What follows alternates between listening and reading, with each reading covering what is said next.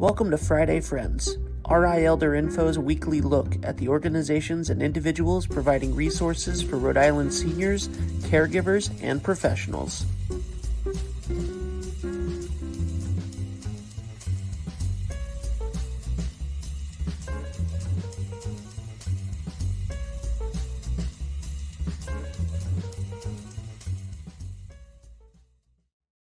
Good morning, everyone. Happy Friday. It's 9 o'clock on Friday, so you know that this is Friday Friends coming to you on Facebook and YouTube and wherever you get your podcast.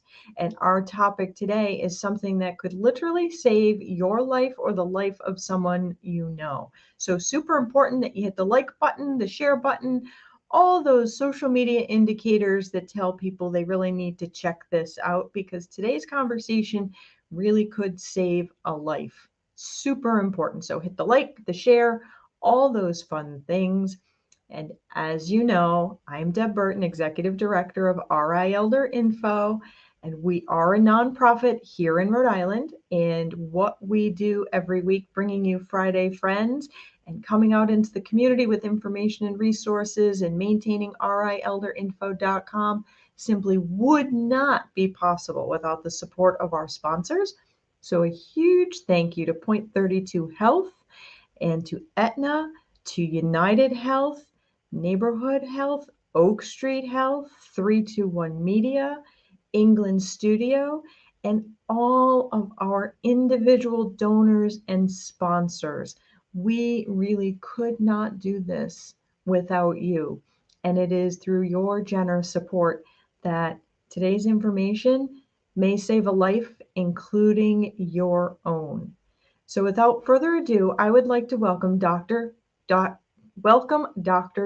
Hi, Hi there. Doctor. Thank How you. are you? Great, thanks. Well, I'm so glad that you were able to come on today and take the time out of your very busy schedule. Can you share with everybody what your role is at Optum so that they understand your background and expertise? Okay. So I'm the medical director for Optum Senior Community Care in Rhode Island and Connecticut. And we oversee the care of individuals who are on the United Healthcare nursing home plan in skilled nursing facilities and in senior living as well. So individuals who are in assisted living. We'll oversee the clinical aspect of their care with nurse practitioners that are assigned to the individual. They can give a focused, personalized care. That is awesome. Now, Doctor, you and I were recently in a meeting together, and one of the things that came up during the meeting is a high percentage of individuals who are coming into the hospital with something called sepsis are coming in from home. Can you please explain what sepsis is? Sure. So sepsis, is an inflammatory condition that is basically our body's hyperinflammatory response. So when we get sick with an infection, our bodies will respond by trying to take care of it. And there's a lot of things that will happen: changes in the vasculature, changes in inflammatory signals that go through the body, trying to help us fight off that infection, which is great, except sometimes the body overreacts. And sometimes the response is too much, and we actually start getting damage to tissues or organs in the body. And this can lead to a severe infection that's going through the bloodstream to other organs, and ultimately can cause what we call vascular collapse, which is where our blood pressures drop very low and we can't sustain blood getting to vital organs. And that can ultimately lead to death. Oh, So geez. And it's something we watch out for. The most recent example that's probably in everybody's mind is COVID-19. The times that people were hospitalized was a type of hyperinflammatory response when our own bodies were becoming overwhelmed by our ways we're trying to fight the infection. And that led to the discovery of a lot of the different ways of how you treat and when you treat in certain in ways for that. Most commonly, sepsis is related to bacterial infections. Traditionally, we think of bacterial infections that occur either in the lungs in the urine or on the skin as being some of the most common types of infections that people will have leading to sepsis. So I think a lot of times um, people aren't clear on the difference between a bacterial infection or a viral infection. Which one, can be treated with antibiotics, the other one that, you can kind of let it ride. And of Hmm. course, everybody watching, always talk to your doctor about these things. But Yeah. what's the difference between the two? Like, what do they look like? Is there Yeah. symptoms? So it's hard to distinguish the two, even for your doctor. It's going to be Okay. hard to distinguish the two. It's essentially what is the difference between different types of organisms? Is it a bacteria or a virus? Viral infections will tend to cause certain types of symptoms or affect certain areas. Most common we think of are upper respiratory infections, things that are occurring in the nasopharynx, so in the nose, your common cold, right? That's almost always a viral infection. When it gets to be deep seated, when it tends to be prolonged, when it tends to have an ongoing fever, that tends to be more bacterial. Particularly, we think of things like a sinus infection or a deep lung infection or an ear infection, something where it gets stuck in the area. We tend to think of those as bacterial. They can be viral or bacterial. A flu is a good example. Flu is a Mhm. virus, but it usually starts with a syndrome that affects the upper airways, but it can get into the lungs and cause a pneumonia. Just Mhm. normally, we think of pneumonia as being a bacterial infection, but there are some characteristics that will make you think of either flu or COVID as a pneumonia based upon how it presents in the lungs themselves. What area does it stick to one part of the lung versus different parts of the lungs? And that's where your doctor and the diagnostic tests like an X-ray and simple things like using a stethoscope to listen to the lungs makes a huge difference. And so for these kinds of infections, I think sometimes people refer to them as blood poisoning or the Hmm. infection just went throughout their Right. body. Is Mhm. it is are these infections, are they limited to things that are in upper respiratory, or can it be if you have an abrasion, or for example, my friend's mom got bitten by her cat Mhm. and she ended Mhm. up having to go to the hospital for that. Right. Are there other ways that infections can become septic other than just like your lungs and your Yeah. sinuses and throat? Yeah. Any infection can lead to sepsis. Luckily, it's not super common relative to the amount of infections people have, so that's great. Mhm. But it can occur with any infection, ranging from, as we already mentioned, skin is a common area that doesn't get thought about until later. So if someone has a cellulitis, where they have a hot red area on the skin that's starting to spread, that can ultimately lead to sepsis. You Oh, mentioned an abrasion or a bite or a scratch. Those things can lead to a sepsis. A boil that's not seen can lead to sepsis. And of course, urinary infections and lung infections, we've already mentioned, sinus infections. Um, those all can lead to it. It's a matter of the infection getting out of control. That's essentially what it is. Many times and our body starts the initial process and starts to take care of the infection, which is great. As we get older, our ability to manage the infection just deteriorates. It's not as effective as it was when you're 20s or 30s. Like a lot of things in life aren't quite as effective as they were in your 20s and 30s. Um, so that's where early recognition, early treatment is essential. I think we have a lot of folks who watch of different ages. Sepsis isn't limited to something that happens to just older people. It can happen to the kids who scrape their knees too, right? Mhm. It can happen to anyone. Most common are older individuals or individuals below the age of 1. So that Okay. those are the two most common age groups, particularly over 65 or less than 1. But every single age group it can occur. And many of us have heard of the teenage athlete who ended up with a boil on their backside, had a resistant staph infection, and ended up in the hospital from being sick. And that was they didn't recognize the infection, didn't get on the treatment that worked, or they might have gotten on a treatment, but it wasn't quite the right one. And so if they're not improving after 2 to 3 days, which most people should, they may get a tiny bit worse over a day or so of initiating the treatment.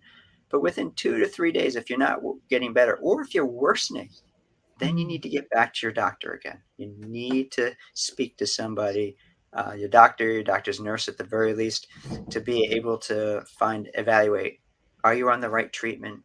Are you progressing appropriately, improving? Or do we need to change the treatment?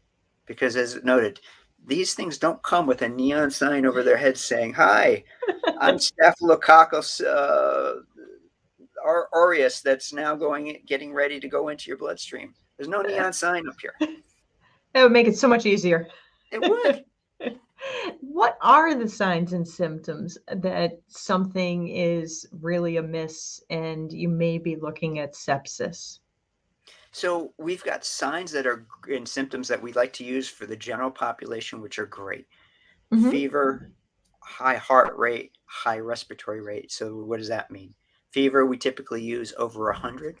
Heart rate, we typically use over 100. Respiratory rate over 20 or 22. If we see the systolic blood pressure going below 100, so those are the three 100s: systolic Okay. blood pressure going between below 100, heart rate going below 100, and temperature going above 100. But And just as in individuals case, are, oh, go I ahead. just want to ask real quick, just in case people aren't sure which number is systolic and which one is diastolic in your blood pressure, which one's Top which? number, So the if your top top number. number is under 100, seek help quickly. Right, right. Unless you're one of those rare individuals where that's where your blood pressure normally lies. Which brings us to an important point is Hmm. it's not a pure numbers game. It's not a pure diagnostics game. It's how have things changed. So there are many older individuals who don't have a normal temperature of 98.6. Their normal temperature might be lower than that. So if they go up, temperature goes up 2 points, then hey, they may be showing signs of having a elevated temperature and potentially signs of being septic. Their pulse may be lower naturally, or maybe lower because of medications that somebody like myself may have given them. So in that case, we may not be able to tell. So we have to use a little different criteria, and essentially it comes down to what's changed, what's not quite right with someone. Are they not acting themselves? So we look for someone who may have an altered mental status. They may not be acting themselves. They may have trouble functioning. I can't even get out of the chair today. They may be feeling warm or shaking, but not really showing the temperature. Or more importantly, with the pulse, it's just different. It's up higher than it normally. They're sitting in the chair. Normally, their pulse is 60 or 70s. Nobody should have a pulse in the hundreds when they're sitting in a chair. But if they're up in the 80s, high 80s and 90s, but normally they're in the 60s and they're feeling a little bit harder to breathe, that needs to be checked out. These aren't things that you continue to wait on. These are things you give a call and say, hey, this is not getting better. This is getting worse. Because initially your doctor may see you and may say, you know what? There's been this cold that's been going around and it sounds like that's what you have. And it Hmm. may look that way initially, but then it could have progressed. So what we're looking for are changes that are abnormal. We're looking for not getting better, or getting worse. Hmm. And just simply loss of function, and ability to get through the day. Things that are have indicated that there is something different, something is not right, is essentially what we're coming down to. And when someone is not feeling well, what are the top 3 things that they need to go seek emergency medical care? They need to go to the ER right away. So yeah, there are a number of things we could choose from, but when it comes to the infection, an infection that's been progressing is if they've had an infection, it's continued to worsen. They're having worsening symptoms that are making it harder and harder to function. That they're having a change in one of these signs that we've already mentioned, temperature that's elevated, along with one another change, such as pulse being elevated, respirations being elevated. We Not a lot of people are walking around with a blood pressure cuff attached to their arm. So an alternative to that is simply, if you're feeling like you're getting lightheaded or dizzy, that's a sign that you may be having some issues. You may not be having the same blood pressure that you need to perfuse your brain as you normally would. So you might be trying to get up and getting lightheaded and dizzy. These are times that you should be checking with your doctor, giving your doctor a call. They could be innocuous signs that, hey, you need to drink a little bit more and continue on with the treatment plan, or they may be signs that something is not going well and you need to get evaluated more rapidly. It when I heard in our meeting that it was over 80 some percent of folks in the ER had sepsis, had this infection going on, it just blew me away because it can have such real devastating consequences that Mhm. I'm so glad that you were able to take your time out. I know doctors' times these days is so precious. I'm glad you're able to come on and talk about this because I think a lot of times, we might have that cut, that bump, that sniffle, that little cough, and it could be something so much more.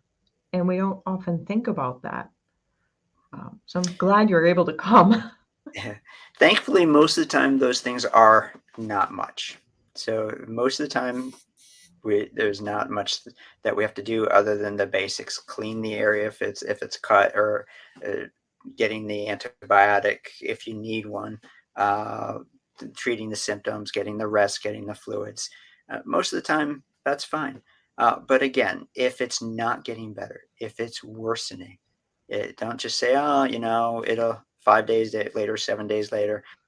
This is what we see when people come into the hospital and they're septic, is they were continuing to wait when they were seeing things get worse. So if you're seeing it get worse, if you're not seeing any improvement, definitely contact your physician right away. Get to be evaluated. Make sure that you're on the appropriate treatment. If it's continuing, if they are keeping you on the same course and it's continuing to not improve, what they're expecting is that if you're not improving, you're calling back and you're following through. They know these things can happen, but the expectation is that if someone is not improving or if they're worsening, they will call back so that they can follow up and say, "Oh, the treatment plan wasn't progressing as we anticipated. Now we need to make an adjustment. Now we may need to be a little bit more aggressive." It's a continuum. Most of the time, things get better, but unfortunately, sometimes they don't. And we need to know when it's starting to shift from that getting better and going appropriate, to now being something more emergent. And the life you save may be your own. Absolutely. Thank you so much for coming on today, doctor. I really, really do appreciate it. I think this is one of those Thank you. things that we don't often think about, and it's so important. So thank you. Thank you. Everybody, this was one of those things that when I heard it, it really just blew me away. Truly, the life you save in sharing this video could be your own. It could be someone you love, you care about, one of your neighbors, one of your friends. So please hit the like button, hit the share button, because this is a little more common than even I had realized. And of course, I've mentioned it before, if anybody has a sudden alteration in how they're feeling, how they're speaking, how they're behaving, you need to call 911 and get them help right away. But we want to make sure that all of our Friday friends out there stay safe and healthy. Why? So you can join us next week, because I enjoy talking to you. I look forward to seeing you all next week. In the meantime, be well and be kind. If you liked this video, please follow us on social media and subscribe on YouTube. For more information, visit rielderinfo.com or call 401-585-0509. If you have any questions, email deb@rielderinfo.com.